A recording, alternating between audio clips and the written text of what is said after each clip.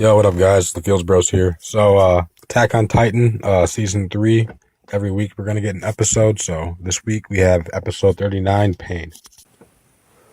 So we pick up basically right where we left off with Levi and his confrontation with the Kenny the Ripper guy, and right away it's very clear that these guys are no amateurs that we're dealing with here, and basically they have Levi on the run here because he's not that I think this Kenny dude's so much better than he is, but he was definitely outnumbered. And there was, a bunch of people chasing him with guns and firing at him and shit.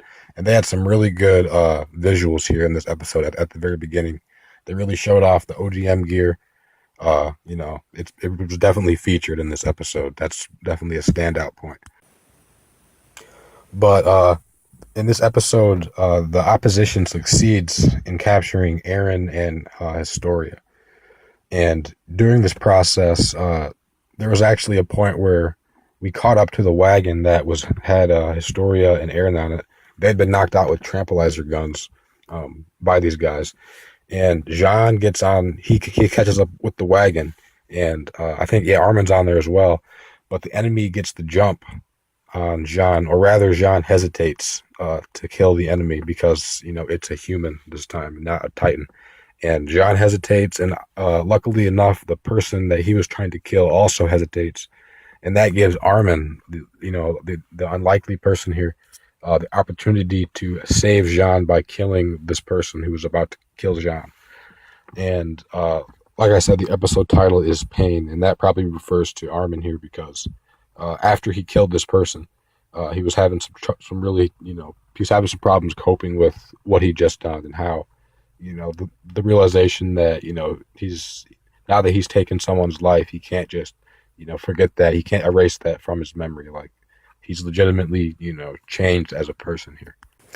And Levi tries to help him cope with it, saying he should accept who he is at this point, and that understand that, from this perspective, if you hadn't done that, if you hadn't had the guts to pull the trigger on this person, Jean would be dead, so basically you saved your own squad mates here. So I don't find, I find it very justified considering they lost teammates in this fight as well.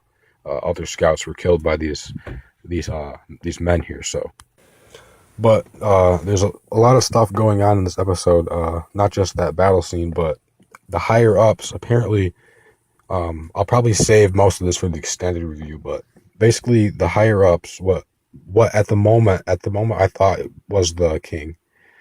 It seems like they're interrogating Commander Erwin here. He seems to be in a comfortable situation. He's not like being tied to a chair and having his nails ripped out. But it seems like they were, questioning him about what information we got from the Pastor Nick guy that was killed last episode. And they were inconclusive in terms of what they know. So they can only assume that anything the pastor knew, we could potentially know at this point. And they're even keenly aware if they delve too deeply into asking Erwin questions, he could figure something out by, reverse engineering information, basically based on the things that they're saying. And on the other hand, the scouts are interrogating the MP man from the last episode who was standing outside of the door from the Pastor Nick's murder scene. Probably the dude, the guy who tortured Pastor Nick. So they're doing exactly what they did to the pastor, to this guy. They were torturing him, pulling his nails out to get him to answer questions. And at first he's pretty strong, like strong-willed. They rip out all of his nails. He doesn't reveal any information at all. He just babbles on about his devotion to the king and whatnot.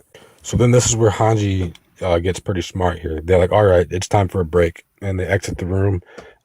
They leave the door cracked in such a way that it's not obvious that they're leaving it open. Like they just, walk out of the room.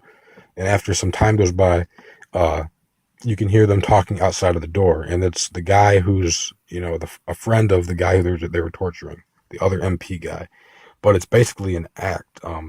They basically set this situation up so, like I said, that guy in there that's getting tortured that won't tell us anything, he's going to overhear this conversation. And Hanji's holding a piece of paper out in front of this guy. He was outside the door, and he's reading right off the piece of paper.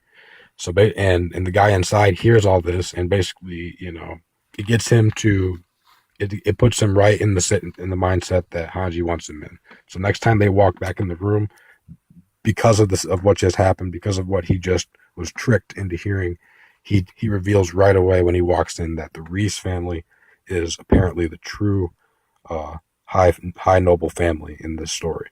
And then we get it jumps back to the higher ups area, the courthouse, or the palace rather, and you can see like a man on a what looks like a king's chair, and all these associates around him, and they get a message, and it says it's from Lord Reese.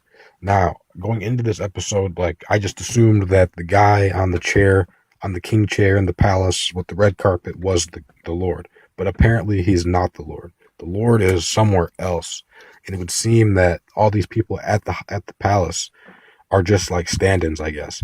So the episode ends with the real Lord Reese. He just dressed like a normal guy, clearly not living in the palace at all. He's with Historia and Eren, and and there's a scene at the end where he's apologizing to her for everything that's happened, and Eren's still unconscious from the they put him to sleep with those darts. So pretty good episode. I'm definitely going to have an extended review because there was some things like Hanji's conversation that she was told by Eren that I got to delve into, and this noble family stuff. So that's part one, basically. Take it easy, guys.